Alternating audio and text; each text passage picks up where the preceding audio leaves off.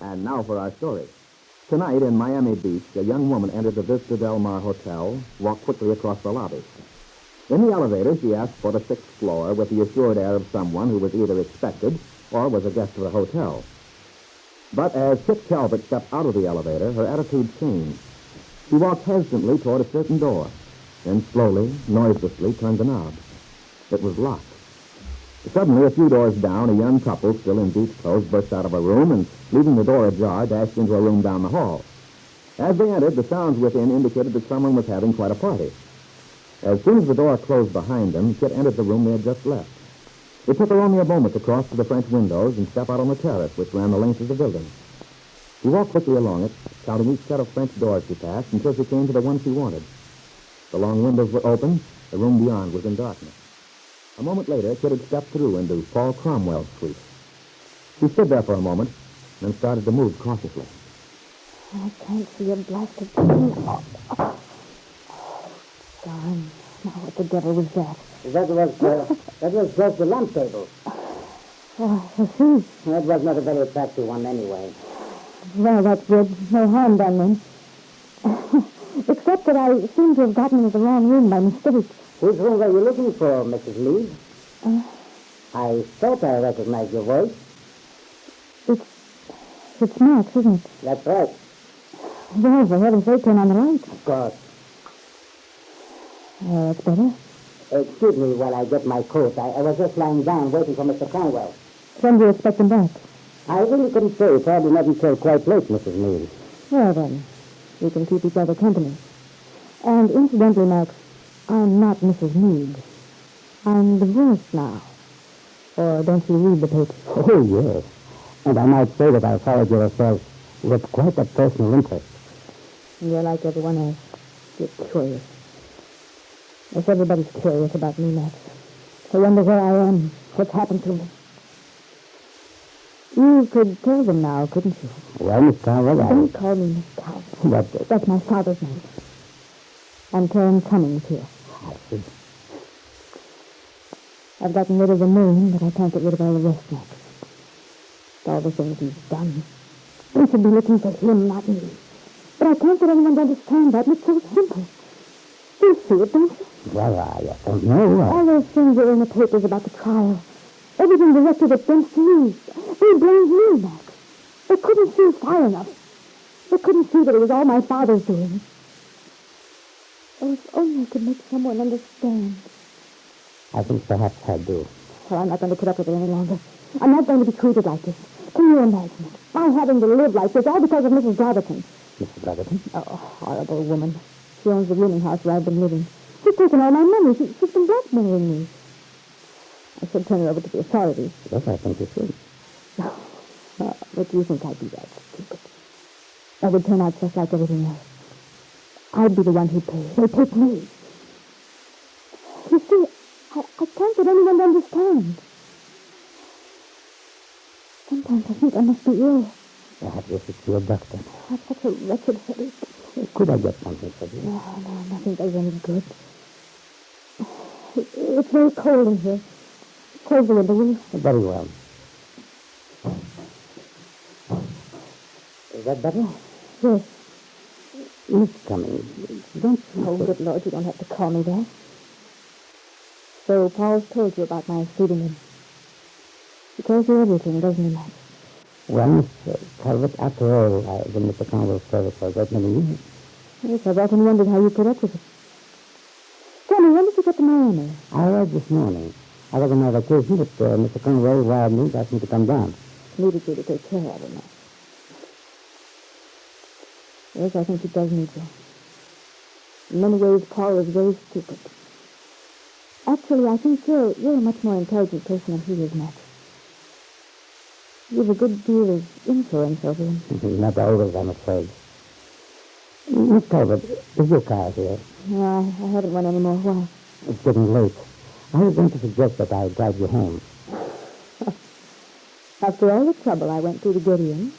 Yes, that was very funny, wasn't it? Very. Of course, if I'd known someone was here... Miss Calvert, I think I'd better see you home. You said that before. I'm waiting for Paul. This is very disagreeable to me, Miss Talbot, but I'm afraid we can't wait. Oh? Are you trying to put me out, Max? I'm only following Mr. Conwell's instructions. What instructions? Mr. Conwell doesn't wish to see you, Miss Talbot. So he told you that. What else did he tell you? Never mind, I know. He told you I'd been making a nuisance of myself, didn't he? That I'd been trying to call him and talk to him. Well, frankly, yes, Miss Talbot. So if you think I'm so eager to have anything to do with Paul Cromwell, you're crazy. But I'm stubborn, Max. He played his part in what happened, and he has a certain responsibility, too. And I'm going to make him recognize it. He thinks he's so well out of it all. Well, he isn't. He was very eager for my help once in getting rid of Lisa Fenner. He hadn't any scruples about persuading her to give up the child, but now he's suddenly developed a fine set of morals. Well, perhaps Mr. Conwell has learned something from that experience. Yes, he was desperate for my help once. Now, of course, he'd like to forget all about it. Now that I need his help. Look, why don't you let me talk to Mr. Conwell for you? Oh, really? You certainly are subtle, Max. You aren't going to get rid of me that way. I'm staying. I hope you won't force me to call the hotel detective. The hotel detective? Go ahead. Well, you can't do it, can you? No, I can't. Because I remember you as you were, Miss Talbot. Years ago, when you first met Mr. Conwell in New York. You like me in those days, didn't you, Max? Yes, Miss Talbot. And now you're like everyone else. You've changed, too. You don't like me anymore. I'm very sorry, Miss Talbot. Why be sorry? What should it matter to you? Strange, though. Tonight when I saw you here, I thought for a moment you might be able to understand. I don't suppose anyone ever will. You're very tired, aren't you? Yes, I am. I've been tired for weeks. Miss Talbot, why don't you go home? I haven't any home.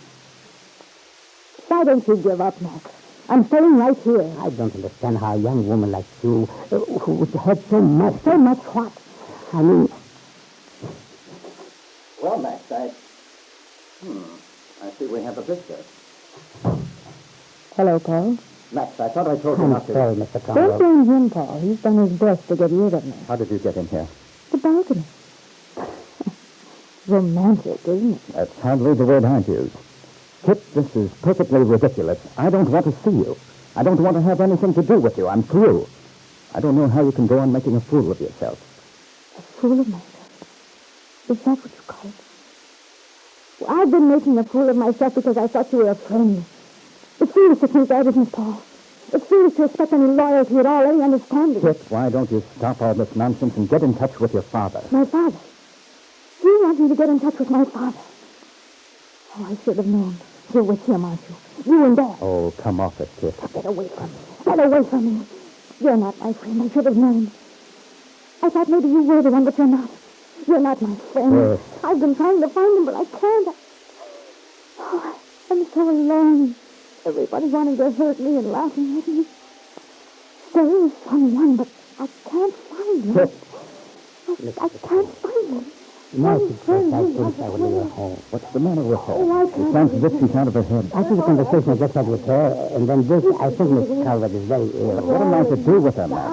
I can't let her stay here, and I can't very well take her out through the lobby. Perhaps we should call the hotel doctor. We could give her a sedative. Yes, but I don't want to be involved, Max. Ever since you arrived in Miami, it's gotten worse all the time. Pitiful, Mr. Conwell. Maybe, but I don't want to have anything to do with it. I'm through with the whole mess. She's not my responsibility. Max, I'm going to call her father. Oh, if I could only find my friend. He wouldn't let her touch me. Paul Cromwell looked at his man, expecting Max to confirm his decision. But Max was watching Kitt, listening to the words that ran through her hysteria like a theme. And Paul Cromwell heard them, too. Words that expressed her fear of Ben Calvert.